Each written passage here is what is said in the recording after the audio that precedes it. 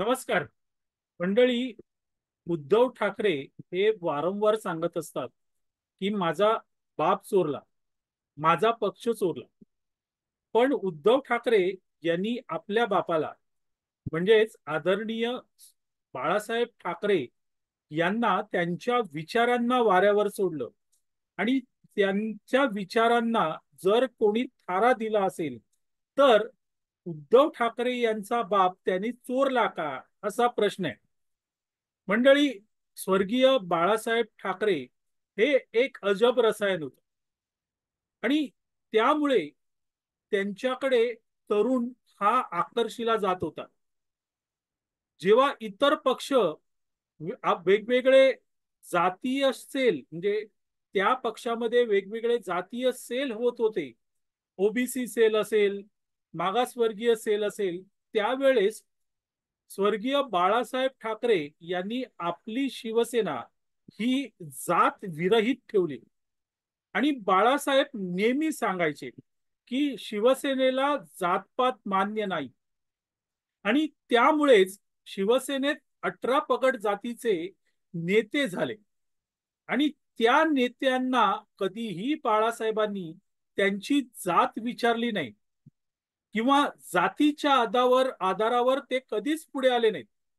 स्वतःच्या कर्तृत्वावर ती सगळी नेते मंडळी पुढे आली.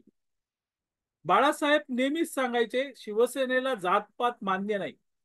आणि आज त्यांचा पुत्र सांगतोय की जात ही किती महत्वाची आहे. ही अधोगती आहे. विचाराने आपल्या वडिलांना उद्धव ठाकरे यांनी वाऱ्यावर सोडलेलं आहे आणि त्यामुळे जर त्या विचाराने प्रेरित होऊन कोणी बाळासाहेबांचं अनुकरण करत असेल तर त्यांनी उद्धव ठाकरे यांचा बाप चोरलेला नाही, नाही चोरलेला आहे. कारण ते बाळासाहेबांनी दाखवलेल्या विचारांच्या पावलांवर चालत आहेत. आणि हेच उद्धव ठाकरे यांना कळलं नाही. 2 दिवसांपूर्वी मातोश्रीवर मराठा आंदोलकांनी आंदोलन केलं आणि त्यानंतर ते आंदोलक उद्धव ठाकरे यांना भेटायला गेले. त्यावेळेस उद्धव ठाकरे त्यांना म्हणाले की सरकारने सर्व पक्ष म्हणजे जातीय नेत्यांना, विविध जातीय नेत्यांना एकत्र बोलवावं, त्यांची बैठक घ्यावी आणि सर्वमान्य तोडगा काढावा. इतकंच नाही मित्रांनो, तर अगदी खुबीने त्यांनी हा आरक्षणाचा चेंडू मोदी यांच्या कोर्टात टोलवला. नरेंद्र मोदी केंद्र सरकारला या आरक्षणाबाबत निर्णय घेण्याचा अधिकार आहे आणि त्यामुळे ते याबाबत निर्णय घेतील, त्यांनी याबाबत निर्णय घ्यावा, आम्हाला तो मान्य असेल, असंही उद्धव ठाकरे म्हणाले. पण मित्रांनो, कल्पना करा, हाच प्रश्न जर बाळासाहेब ठाकरे यांच्याकडे आला असता तर बाळासाहेब काय म्हणाले असते. मी हे स्वतः सांगत नाही, हे बाळासाहेबांनी वारंवार सांगितलेलं आहे.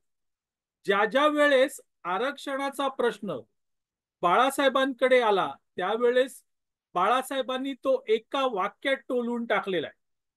त्यांनी थेट सांगून टाकलं की शिवसेना जातपात मानत नाही आणि त्यामुळे शिवसेनेत जातपाताला थारा नाहीये. आम्ही त्याबद्दल आमची भूमिका स्पष्ट केलेली आहे. आमच्या पक्षात कोणी येवो, तो स्वकर्तृत्वाने पुढे जातो, त्याला कुठल्याही जातपातीच्या आधारावर स्थान नाही. आणि त्याचमुळे मित्रांनो, मंडल आयोगाच्या शिफारसी ह्या देखील बाळासाहेबांना मान्य नव्हत्या आणि त्यामुळे होणारं नुकसान बाळासाहेबांनी सहन केलं. छगन भुजबळ आणि त्यांच्यासोबत 18 आमदार हे निघून गेले, तेव्हा त्यावेळेस त्यांनी कारण काय सांगितलं तर मंडल आयोगाच्या शिफारसींना बाळासाहेबांचा विरोध आहे आणि म्हणून आम्ही शिवसेना सोडतो. तिथेही बाळासाहेबांना कळत होतं पक्ष फुटतोय, पण तरीही त्यांनी कुठल्याही अर्थाने माघार घेतली नाही. कारण बाळासाहेबांना हे कळत होतं की जो तरुण वर्ग जो त्यांना देवते समान मानायचा, देवता मानायचा, तो तरुण वर्ग जातपाताच्या पुढे गेलेला होता आणि त्याला जातपात मान्य नव्हती. आणि तेच त्या तरुण वर्गाने बाळासाहेब रूपी नेत्यांमध्ये पाहिलं होतं की जातपात न मानणारा महाराष्ट्रातला एकमेव नेता जर कुठला असेल तर तो बाळासाहेब ठाकरे होता.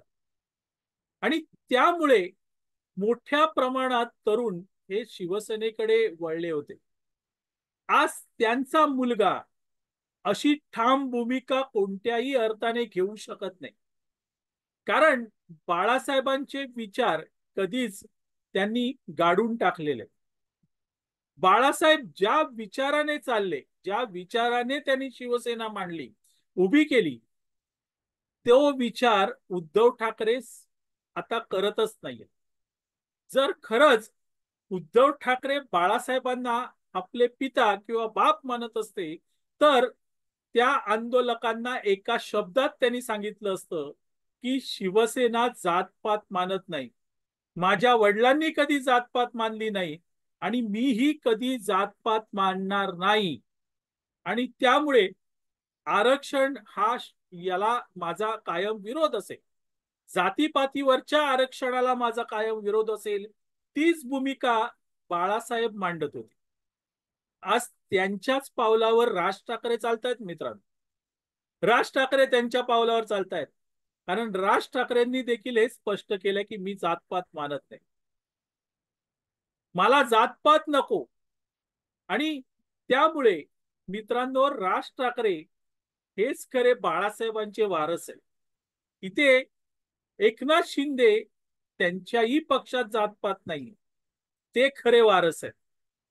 पण जातपातीचं राजकारण हे किती गजकरण असतं आणि त्यातून मिळणारे तत्कालीन लाभ यासाठी उद्धव ठाकरे हे उतावीळ आहेत का? तर निश्चितच उतावीळ आहेत. आणि त्यातही त्यांनी शरद पवार यांच्याशी मैत्री केलेली आहे आणि त्यामुळे गुरु जसा असेल तसाच शिष्य होतो. आणि गुरु जर म्हणत असतील की आम्ही फक्त आणि फक्त जातपातीचंच राजकारण करणार, राष्ट्रवादीची स्थापना झाल्यापासून महाराष्ट्रात जातपातीचं राजकारण सुरू झालं असं राज ठाकरेच सांगतायत.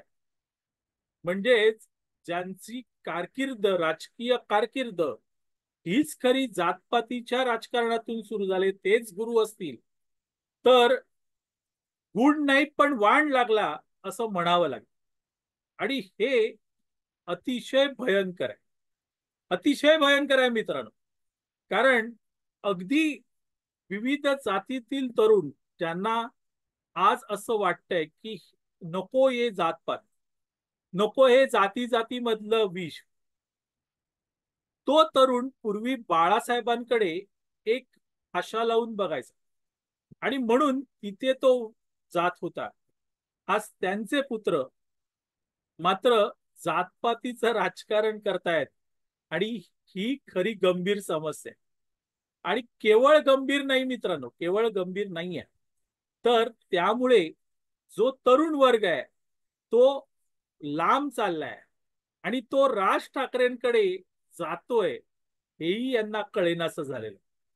असो मित्रांनो, जातपातीचं राजकारण हे कोणालाही फार काळ करता येत नाही आणि त्याच्यावर जर आपलं करिअर उभं करण्याची कोणी मनीषा करत असेल तर तो मूर्खाच्या नंदनवनात वावरतोय असं 100% म्हणावं लागेल. आज उद्धव ठाकरे यांना विसर पडला पण जनता मात्र विसरली नाहीये. आजही जनता म्हणते की बाप चोरला नाही, बापाला वाऱ्यावर ढकललं, वाऱ्यावर सोडलं. त्याला जर कोणी आत्मसात करत असेल किंवा त्या विचारांना कोणी आत्मसात करून त्याच्यावर चालत असेल तर त्याला बाप चोरणं म्हणत नाही. मंडळी, तुर्तास इथे थांबतो. आपल्याला हा व्हिडिओ आवडला तर लाईक करा, शेअर करा, लक्षवेधला सबस्क्राईब करा. धन्यवाद.